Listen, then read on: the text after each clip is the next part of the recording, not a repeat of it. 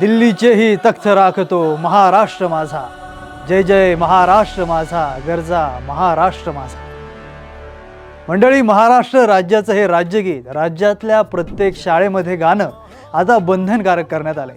त्यामुळे गरजा महाराष्ट्र माझाचा आवाज प्रत्येक शाळेमध्ये घुमणार आहे। हिंदी मराठी वादानंतर सरकारने घेतलेल्या या निर्णयाचं मोठ्या प्रमाणावर स्वागत होत आहे। चला तर मग जाणून घेऊयात या महाराष्ट्र राज्याच्या राज्यगीताविषयी। महाराष्ट्राच्या गौरवशाली इतिहासाला साजेसं आणि भविष्याला दिशा देणारं हे गीत कविवर्य राजा बढे यांनी लिहिलंय।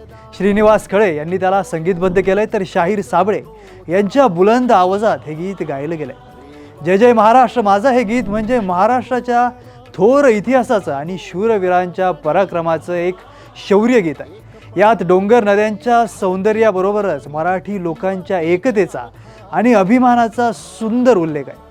हे गीत आपल्याला भूतकाळातील बलिदानांची आठवण करून देत आणि पुढच्या पिढीला प्रेरणा देतं।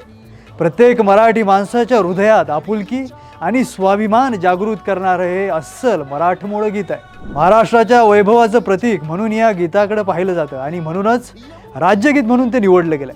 शौर्य आणि मराठी संस्कृतीचं दर्शन घडवणारं हे गीत लोकांच्या मनात देखील तितकंच रुजलंय। बाकी शासनाच्या या निर्णयाबद्दल तुम्हाला काय वाटतं, नक्की सांगा।